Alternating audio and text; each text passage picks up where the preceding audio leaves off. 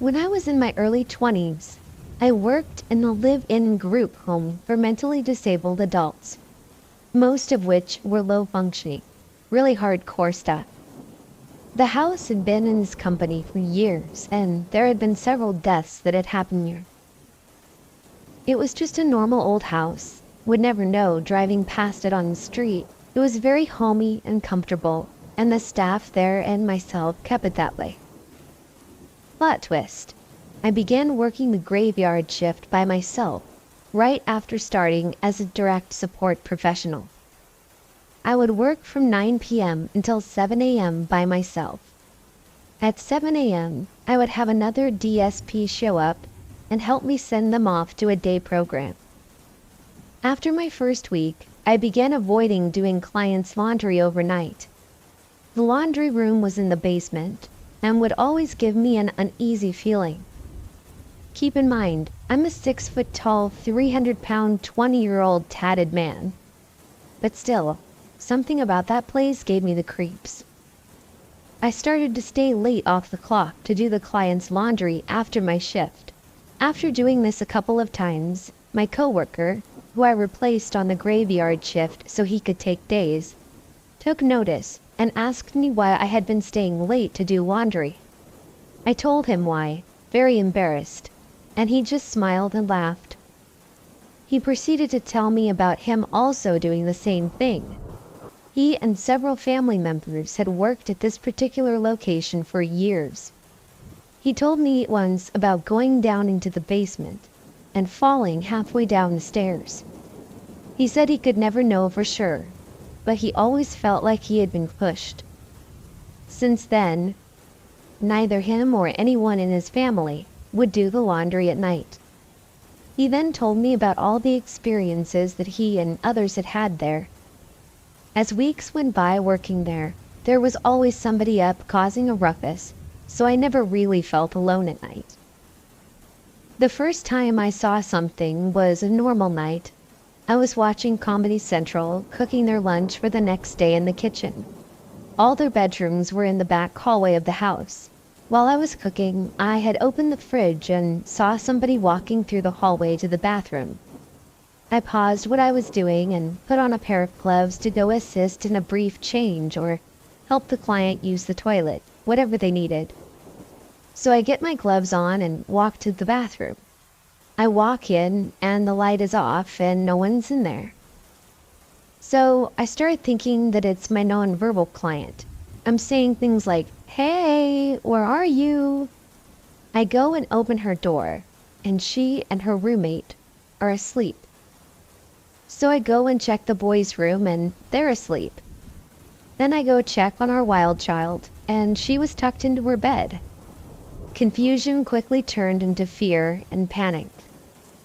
I ran outside and called my friend who had gotten me the job and told him what had happened. He laughed it off and wasn't surprised. So pretty much I got this job and everyone in the place knew that it was haunted but never decided to tell me. I continued working there for a year and a half. Situations like the one above happened often. I began speaking out loud whenever I would feel uneasy, telling things to leave me alone and to go to bed, looking like a crazy person. We had gotten a new client who was a bully, and that's an understatement. He would terrorize his roommates, was very violent and unforgiving. He would often wail to me from his room late at night about being touched and hit and woken up in his sleep. His roommate, who had lived there for over 10 years, would always tell me and the other client that it was Kelly. Kelly was his old roommate who had passed away about a year prior to me getting the job. This violent client would always beat up his roommate, who was very good friends with Kelly. He would always tell him, "That's what you get for hitting me." One night, this client had a particularly bad night, and we ended up having to have him arrested. When these guys get arrested, they really just take them to the hospital for a few hours until they chill out, and then they're brought back before too long. So he was gone before my shift started one night. I got a call around 2 a.m. saying that they were going to come and drop him off. They were doing so in an ambulance. He was a big dude in a wheelchair. I was sitting in the living room on the couch while I was on the phone with my boss. Right after I got off the phone, a client came into the kitchen to ask who I was talking to. I told her it was Terry and that this client was going to be coming home soon. As soon as I finished the sentence, the hanging blinds to the sliding glass door on the patio pushed wide open and began swinging like they were split and dropped. I looked at the client that was in my kitchen and she just laughed and said, "Oh, you," and walked away. I worked there for a year and a half and was never in a position where I felt truly in danger. But I always felt like I was walking on eggshells. It was a great job and taught me a lot. I honestly feel like every young adult should have to work in that line of work for some amount of time. But if you're trying to get your friend a job somewhere, especially overnight, and you know the place is haunted, maybe let them know beforehand.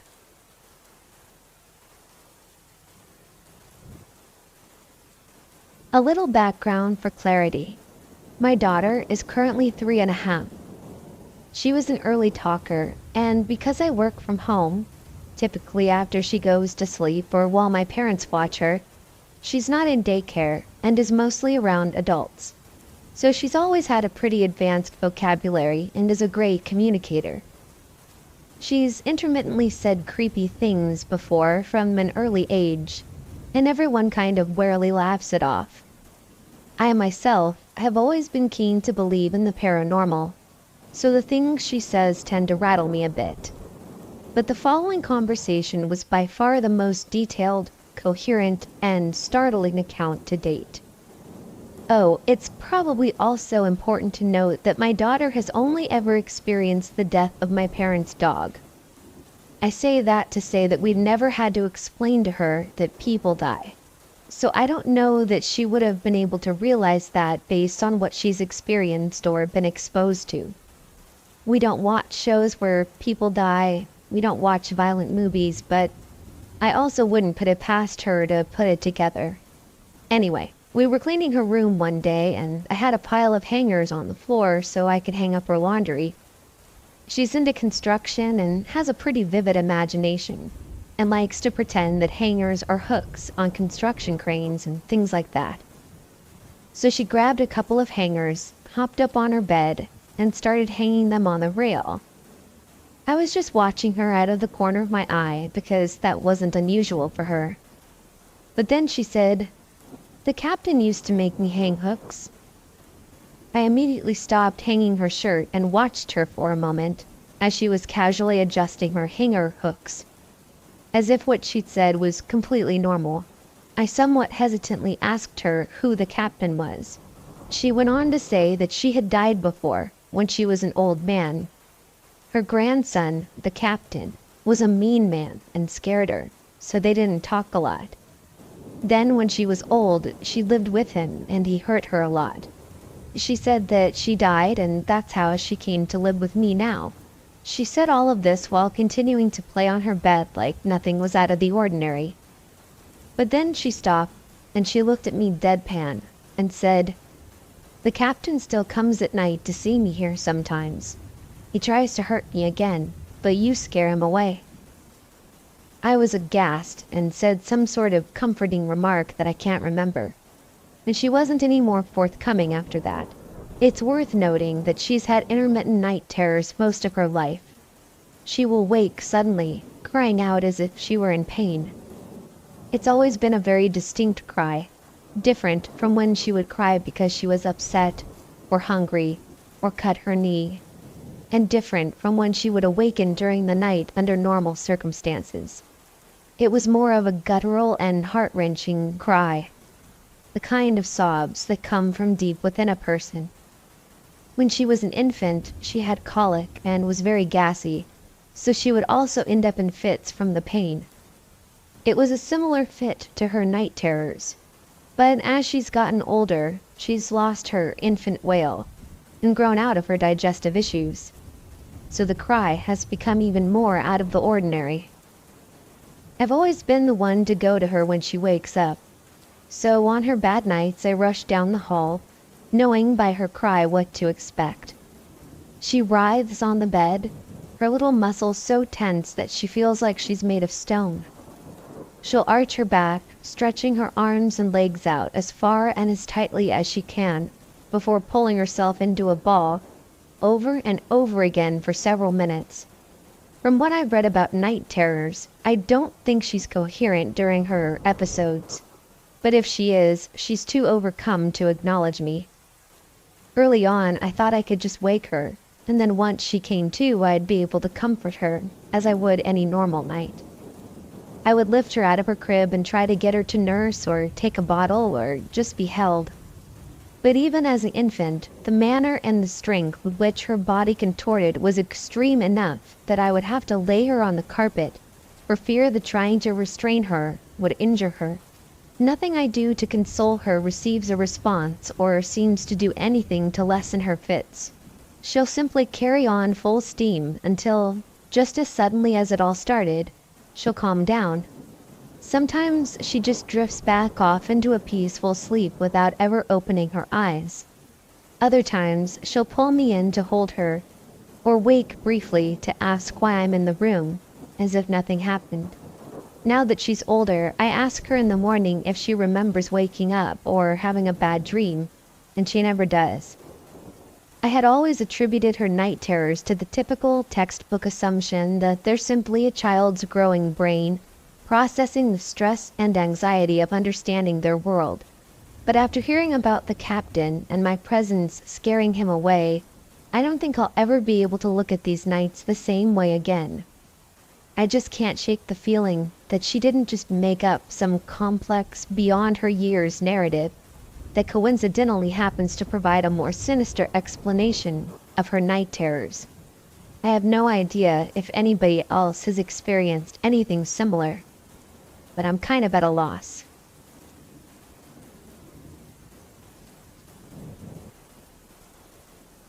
When this happened to me, I was so young that I actually don't remember all of it, but I have heard all of it secondhand so many times that I know the story. The last time it happened with this particular ghost is actually my earliest memory. So when I was little, the very first house I lived in as a baby was this old 18th century townhouse that my parents rented from the local doctor. Suffice it to say, that place was super haunted. It's a story for another day, but 3 years ago, they finally sealed the upper floors off entirely, and the doctor told my mom that nobody will ever set foot up there again. The bottom floor is now the GP office and waiting room. All of this aside, growing up in that environment left me with a major sensitivity to spirits that is kind of still active sometimes, even though I'm 25 now. But when I was a kid, I terrified my entire extended family with the things that I would come out and say at random. Anyway, one of the more popular stories that my parents like to tell at barbecues and parties, and really to anybody who will listen, happened when I was 2, and my mom wanted to pop in to visit her grandfather's grave. Her family is from a village about a 20-minute drive away, and there are 2 graveyards, the new one and the old one. My grandfather is buried in the old one in the old family plot. This graveyard has since been locked, and you have to get a key from the priest to get in.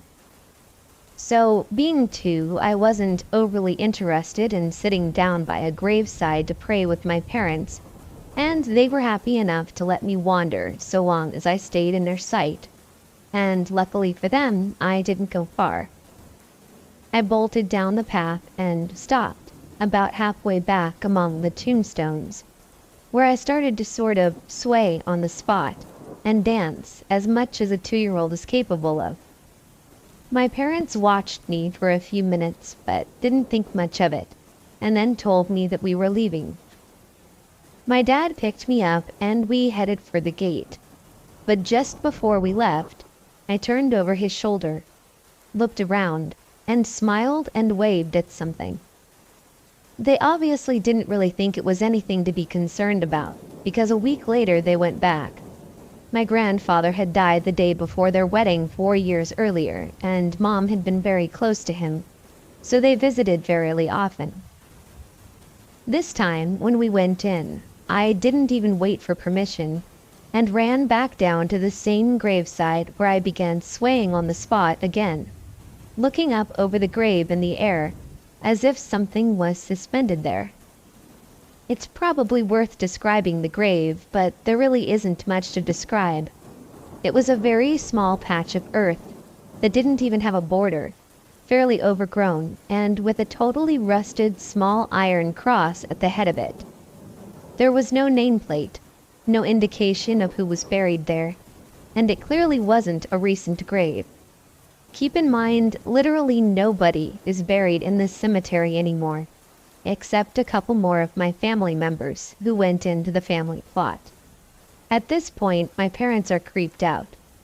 My dad, who swears blind that he doesn't believe in ghosts and never will, came down to ask me what I was doing. I explained that I was dancing. He asked me why, and I pointed above the iron cross and, in the jumbled English of a toddler, said, "The boy is singing and he wants me to dance." My dad picked me up, ran past my mother, and got into the car to wait for Mom. They went to my great-grandmother's house across the street and told her the whole story, but they all agreed it sounded a bit more ridiculous the more they thought about it, and since I was only 2, it was probably just me playing a game with myself to keep myself entertained. So they went back. They entered through different gates. They went over the wall. No matter what they did to try to confuse 2-year-old me, I always went back to the same grave. And once again, there was nothing special about it. It wasn't beautiful or impressive. There was no reason for a 2-year-old to be so drawn to this little patch of earth. But I always went straight there. I always danced while he sang to me, and I always waved to him before I left, regardless of which side we left from or which winding pathway they took out of there. They brought other family members with them as witnesses. They had family friends question me about it, and I always told the same story. My earliest memory is of my grandmother sitting me down on the cemetery wall while I was trying to dance as instructed, while my parents looked at me, totally scared, and asked me to describe him or tell her what his name was. I don't think I answered her, but I remember finding the looks on their faces just so unbelievably funny because they were so afraid of my friend, who only wanted to sing to me.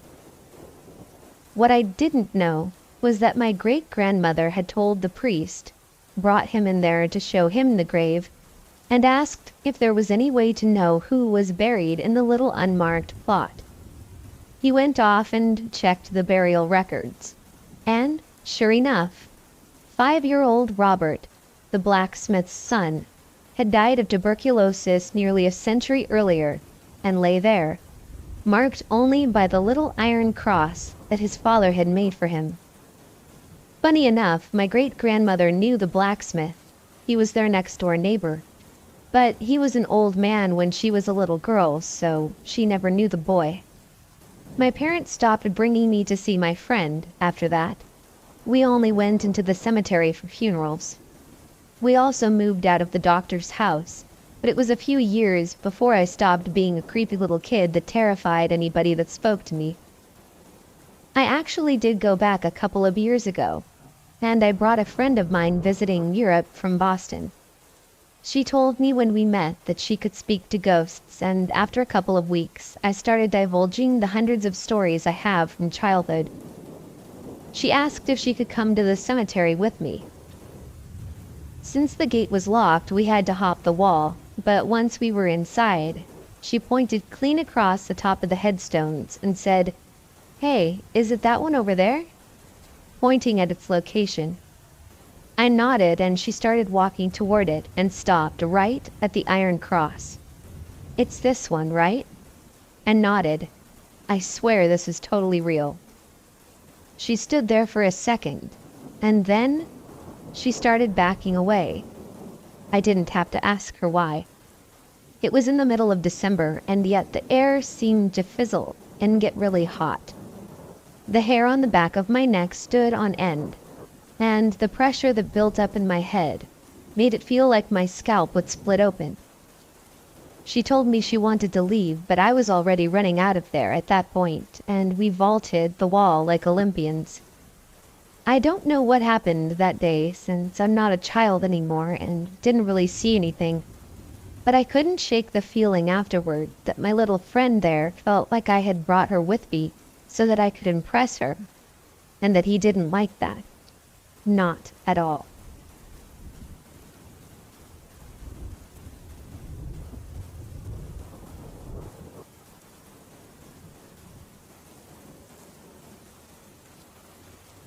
This is a little bit hard to explain, but I'll give it my best shot.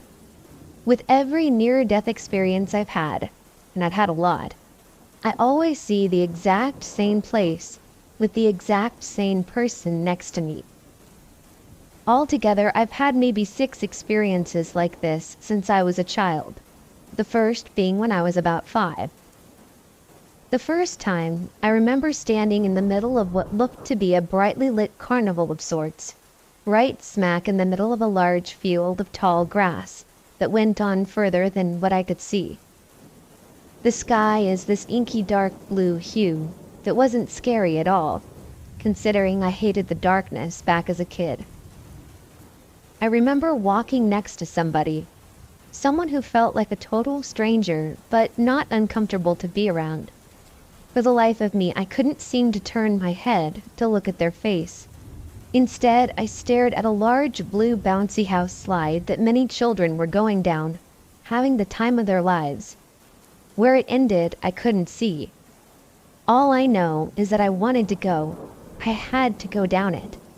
An unexplained impulse told me to climb up and throw myself down it, take me wherever it went. But I also felt like I was compelled not to. With that, I woke up sometime later in the ER, getting treated for a head wound I sustained from falling down a flight of concrete stairs. The next few times, whether from drowning to being stabbed, every single time I went back to that same place, I felt that I existed in this place however I currently was. Age, hairstyle, you name it. I've asked every family member I could think of if they remember such a place that they might have taken me, but all of them said no. The latest was less than a year ago, when one night I unknowingly went to sleep with a very bad concussion that I might not have woken up from. I sustained it during my latest and final football game, played in my freshman year of high school. I woke up around 3 a.m., and before I could even rise to my feet, I felt a terrible pain lash out in my head, and I passed out. This time, when I went back to this place, I finally saw the face of the stranger that I'd been with throughout the years. More than that, I felt pretty happy. Unexplainable joy that caused me to do some sort of ballroom dance with them. But then I had to leave. I don't remember if it was because of something they said or something in the outside world. But once again, I woke up, separated from whoever or whatever that was. And I felt instantly sad, for what felt like a ridiculous reason. Along with that, I lost all memory of what that person looked like, which made me feel even worse. What's weird is that I don't dance though, ever. I never have. And it would take some serious bribery to make me do so. But in this dream, I was just freely dancing like it was something I did all the time. I have to say, it was probably one of the highlights of my life, oddly enough. I don't have any clue as to what's going on, but I think that maybe I've encountered my personification of death. Like, maybe we each have something or someone that comes to visit us when we're about to die. Maybe it's the same person, or maybe it's individual to each. All I know is that I have this gut feeling that this time wasn't my last time visiting them or that place.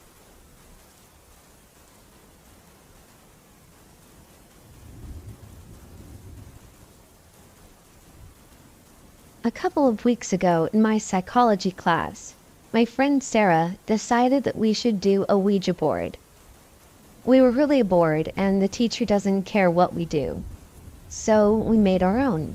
We drew out a Ouija board on the back of a piece of paper and cut out a planchette. By this point, a few of my other friends, let's call them Aaron, Anna, and B, decided that they wanted to join in. So we all put our hands on the board and asked if anybody was there.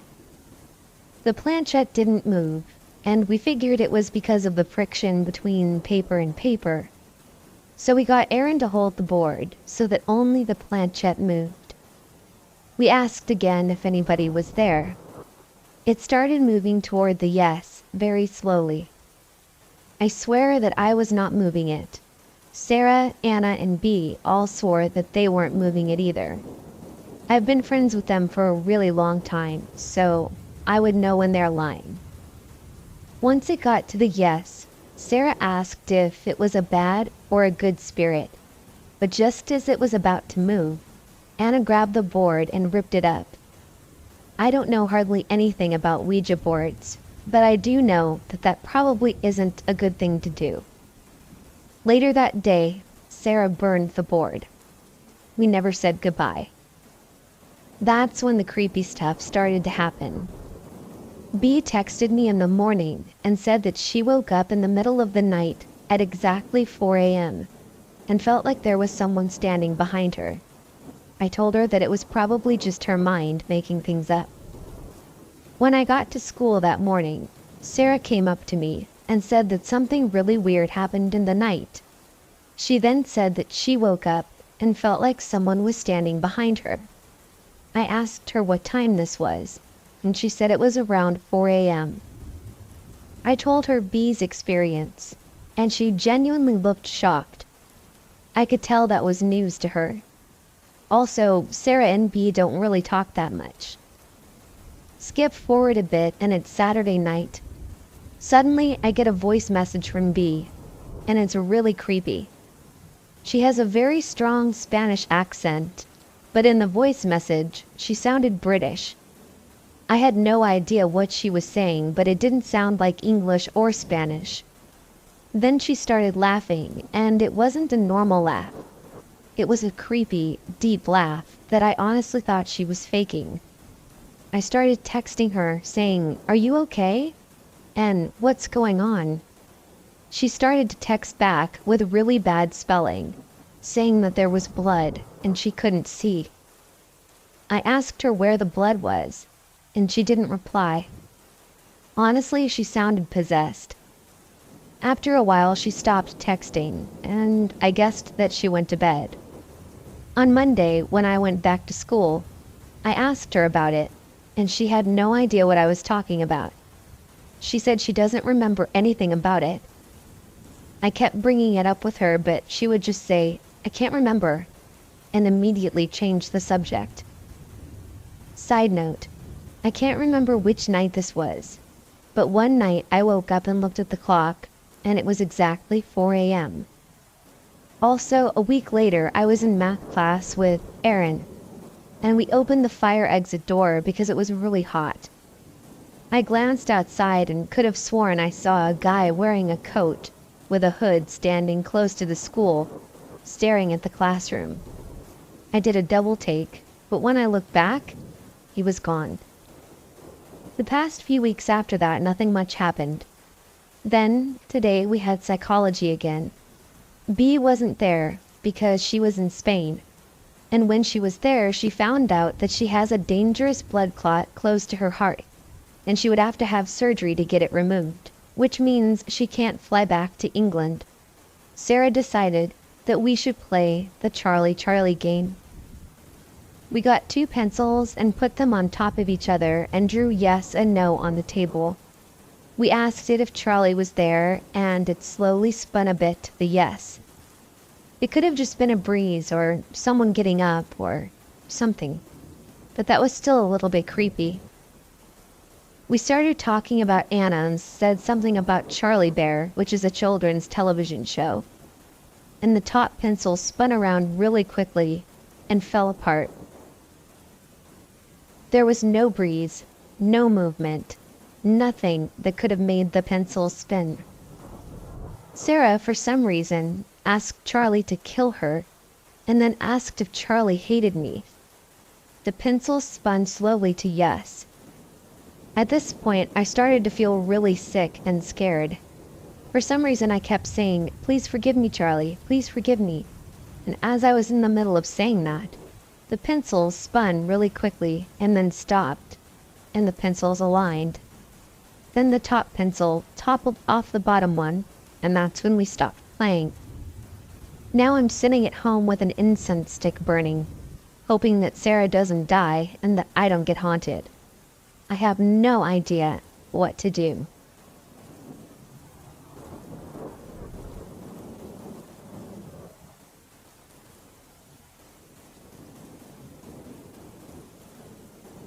I'm a teenage girl from Mexico.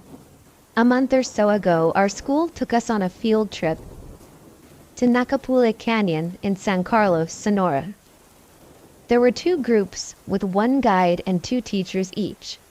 My friend Michelle and I were in the second group. On the way down, we stopped for some photos and to have a rest, so the first group was way ahead of us.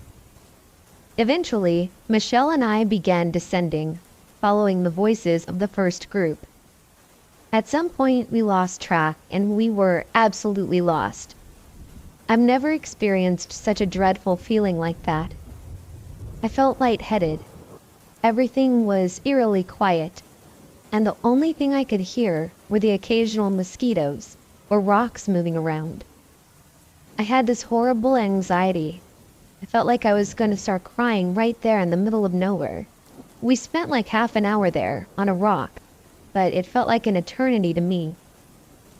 I recently read about this phenomenon called panic in the woods. It seems really similar to what I experienced that day in Nacapule. It's not only my first paranormal experience, but my family has a slight reaction with paranormal stuff. So maybe it's something paranormal, or maybe it's psychological. All I know is that we definitely felt panicked that day. We felt like things were all around us, even though we were in the middle of nowhere, and I still can't explain it.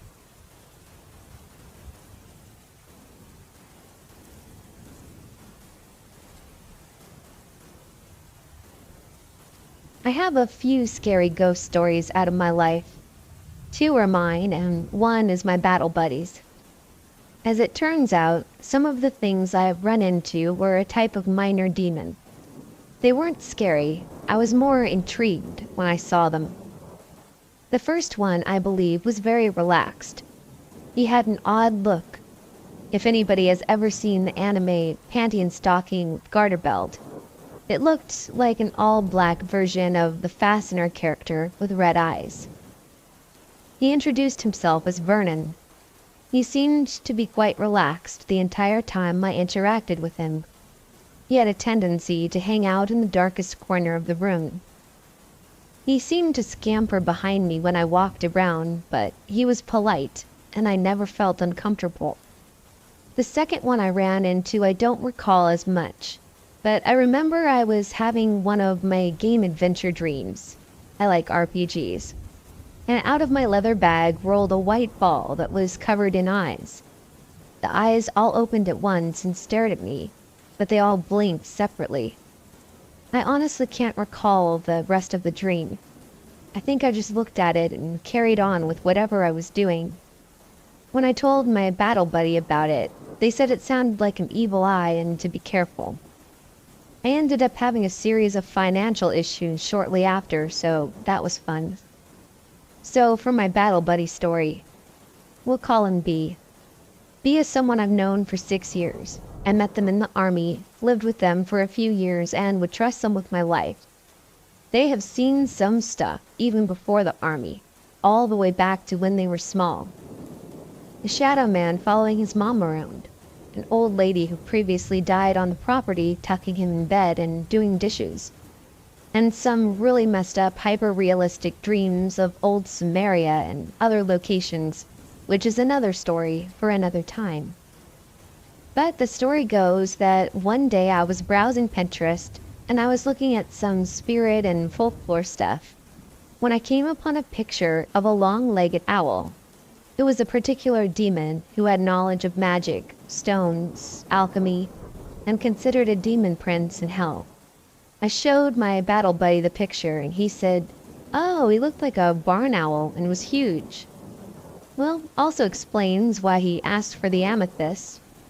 I looked at him and said, "Well, what?"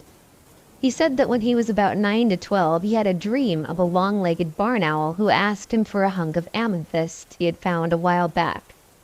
Living in the granite state of New Hampshire, it's not unusual to find quartz geodes lying around, especially when you live in the mountains. And many precious stones come from quartz, including amethyst. B said that they didn't feel like they were in danger or anything. It was rather docile and calm while conversing with him. However, it gave him the feeling of something that you really wouldn't want to piss off. But when he woke up in the morning, he couldn't find the amethyst from his dream with the stone collection that he had. He asked if his brother took it, but his brother didn't really care for rock collecting and basically said that he wouldn't bother with it. It wasn't until I showed him that picture and told him what it stood for that he put the pieces together years later.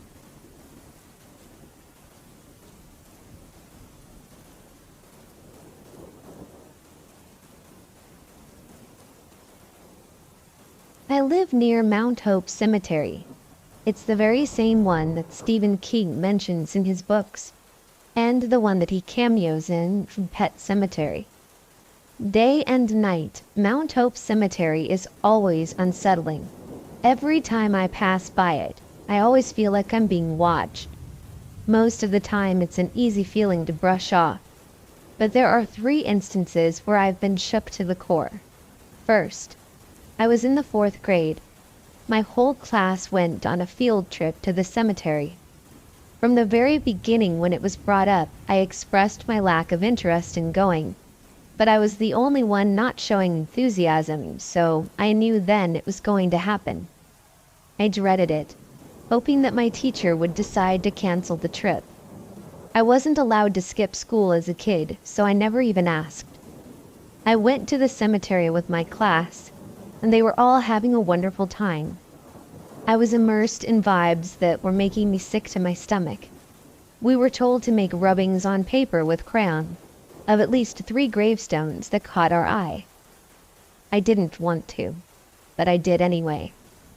While I'm rubbing these gravestones, I felt like I was stepping on the toes of someone, and that I was bothering someone. I managed to rub 2. The 3rd I picked. My crayon was still in my left hand. I grabbed a piece of paper from the pile near me, but when I knelt down to begin rubbing it, I had an overwhelming feeling of anger wash over me. I stopped dead. For a second, I couldn't move. That gravestone didn't want to be rubbed. I tried to talk myself into reason. It's a 117-year-old rotted corpse. It can't possibly do anything. But to no avail. I could have forced myself to rub this one, but I thought that that wasn't best. I didn't rub a 3rd one. I just couldn't get myself to do it. It freaked me out. I said it out loud to nobody in particular. "There's something wrong with this grave. It doesn't..." I stopped talking. I wasn't really comfortable talking about the experience to anyone around me. I knew that they wouldn't have believed me anyway. I know what I felt, and it wasn't peaceful. If I had rubbed that grave, someone or something would have attached itself to me, and it would have been nearly impossible to shake off. It was in the summer of 2012. I biked home from work. I worked at Wendy's. The cemetery was on my right. I looked because I saw somebody. I thought it was just a dumb teenager doing something stupid, but it wasn't. I saw 2 shadows watching me, one looming over a grave. It had long, creepy fingers and a thick, dark, malevolent energy that seemed so bent on anger and misery that it must have been an entity of pure evil. The other was a man, a shadow standing right next to it. It was standing next to a thick tree. His top hat brim remained straight, even though as close as he was to that tree, the tree would have bent the brim. He must have been 7 feet tall. The looming one lunged toward me. I yelled an expletive, completely sure that I was about to get possessed. The akimbo one flinched, and then they were both gone. I was still myself, and relieved, heart pounding, but I was okay. The third. I was biking home again, through Mount Hope Avenue. I almost got through the cemetery without seeing anything. Then, suddenly, 2 lights caught my attention. They were moving crazy fast. One was chasing the other. They crossed the road in front of me. The one lagging behind suddenly pounced. They let go. They both darted past the road and onto the other side. The moment they began getting smaller, they were gone. Of course, there are times when I can't avoid going past Mount Hope Cemetery. I have sensed other spirits and the like. I just completely downright refuse to acknowledge them. There's definitely something sinister about the cemetery, and part of me feels like there might be something that wants to latch on to me there.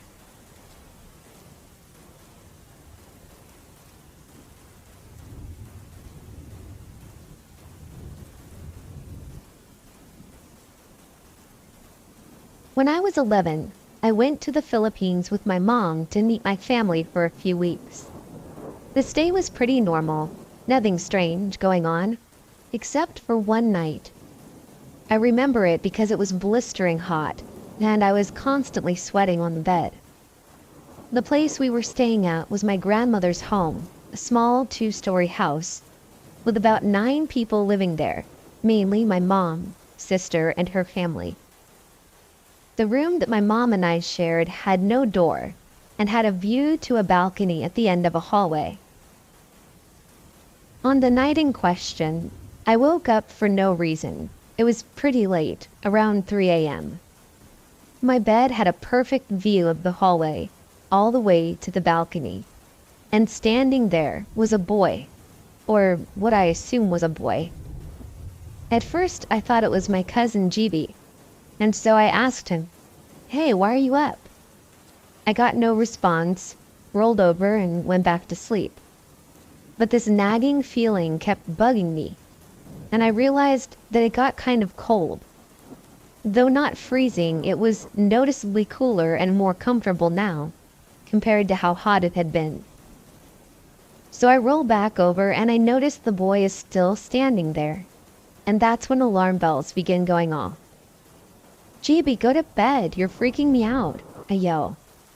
The sound of my voice wakes my mom up, and she looks at me asking why I was yelling in the middle of the night, saying that I was going to wake the whole neighborhood.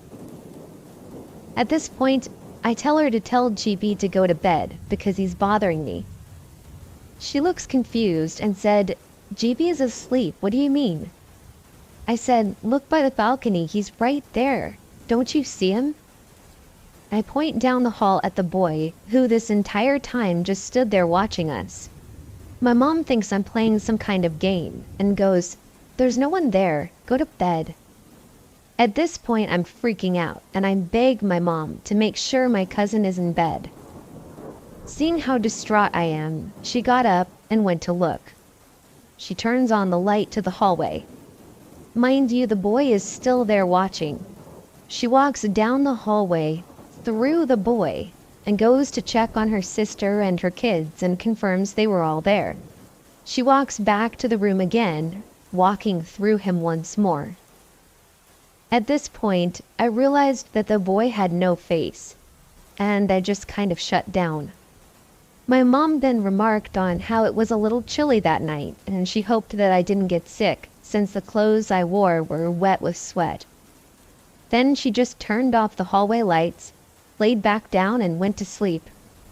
I just stared at the boy in horror, too young to realize what was going on. I felt like I was in some kind of weird staring contest. Eventually I blinked, and it was gone.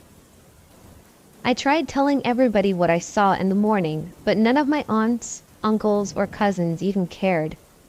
Though my mom was kind of freaked out by it because she is a believer in the supernatural. It was my grandmother who supplied answers. You probably saw your grandfather, she tells me after she finishes listening to my story. He did something like that with your sister when she came a few years ago. He always likes to tease. He did when he was alive, and he does now. Don't be too bothered by it. Consider it good luck. Honestly, I still don't know how to feel about it.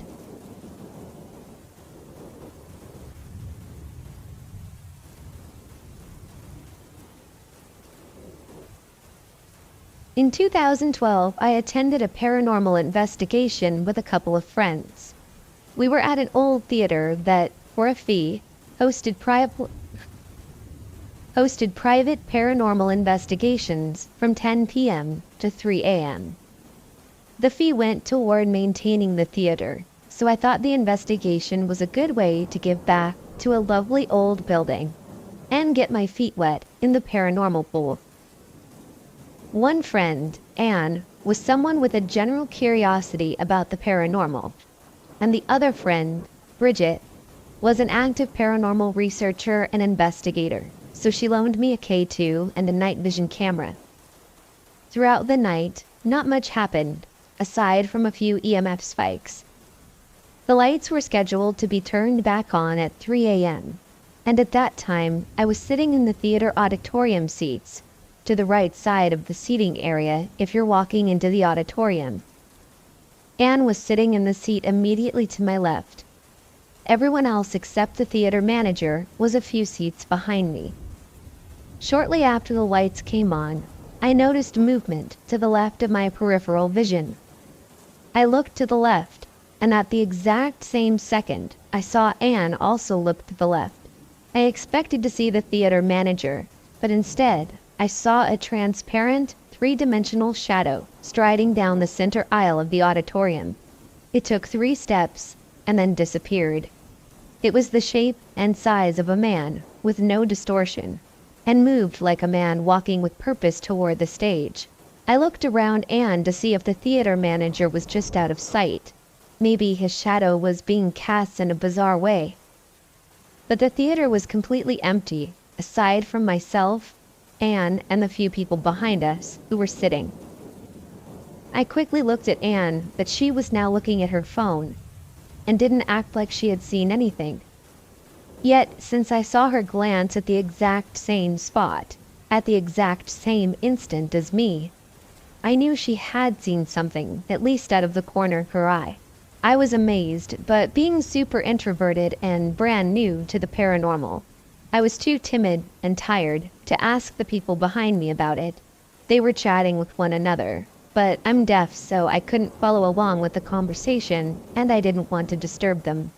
The next day, I asked Anne if she had seen anything when she looked to the left. She said that she hadn't seen anything, and didn't even remember glancing there, which tells me it was an instinctual action on her part.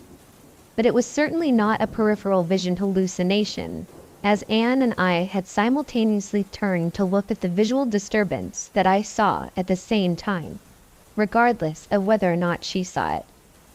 Then I asked Bridget about the shadow figure, and she suggested I ask a third person, Carly, about the figure.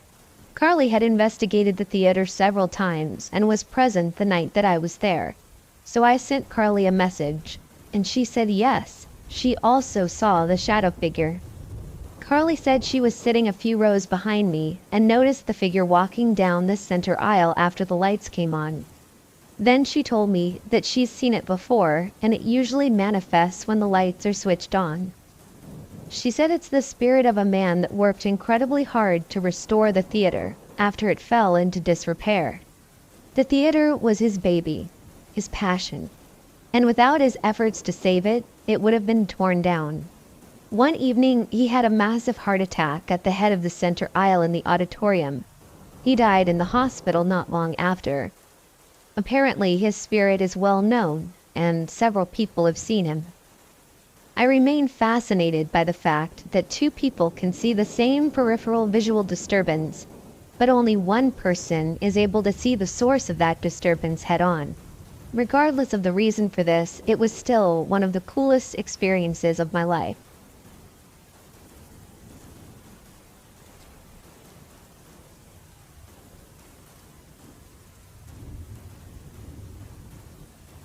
All of my grandparents died before I was born, but I've always felt a strong connection to my maternal grandmother. I have some of her rings, and I feel like she's always close. Not only do I have a lot of similar mannerisms to her, as well as a medium confirming that she's always with me, we also have my paternal grandfather's ashes in our lounge, and my paternal grandmother was a medium. However, this is about my paternal grandmother. My father was recently diagnosed with Parkinson's about a year and a little bit ago. Recently he's been getting a lot worse. Dementia has kicked in to such a severe degree that he doesn't remember the fact that I've actually moved out. He always asks where I've gone when I'm not in the house. He also has many falls, some of which leave him to spending hours at a time on the floor. I'm currently staying home to make sure he's okay, and he now has it arranged that he has daily, if not twice daily visits from nurses. He actually finds it difficult to talk about his parents. This used to be because he found it difficult, in general, but now he can't remember. So the first week I came home, I had a really vivid dream where all of my family had to share a bedroom because there was someone trying to harm us in the house. I heard someone, a male, whistling in the kitchen. I knew this was my paternal grandfather. I don't know why I knew this, something just told me. Then I saw someone walk up our stairs. I saw their silhouette and heard them come up the stairway. Then my paternal grandmother came into the room. She sat on the end of my bed and took my hand, and she looked at my dad and said one thing: "Please make sure he's okay. He needs to be okay.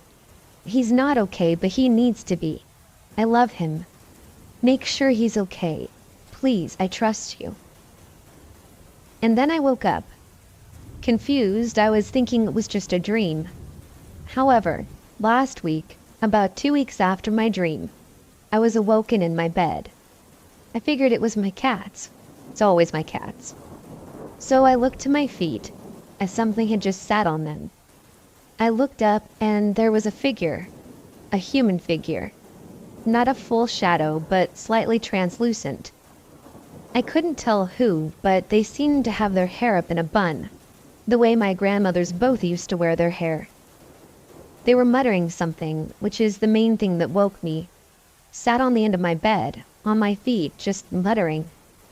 Now I was half asleep, and I wasn't 100% sure at that time that it wasn't my cat, because maybe they grew 50 times over the night. So I just said, "Can you move, please? I want to move my legs." So they did. The figure got up and left. The next morning I woke up, not sure if it was a dream or not. Then I tried to walk. My feet were completely dead and bruised, as if they'd been harmed in some way, as though they'd been sat on for a long period of time.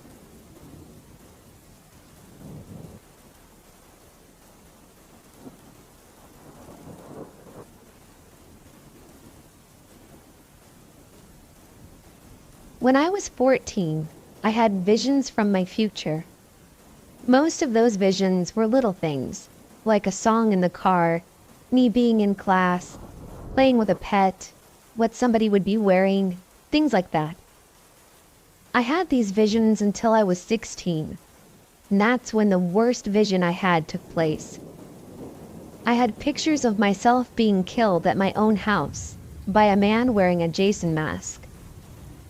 When I had this vision, it started with me being all alone in my house, brushing my hair after taking a shower. I was in pajamas, which were mint with purple dots.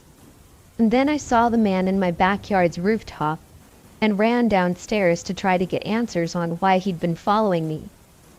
When I had this vision, I didn't quite understand that yet.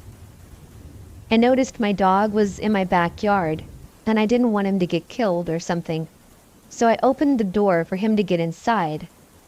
The man got there first, and quickly reached to the floor and grabbed a machete that my family had near where he landed.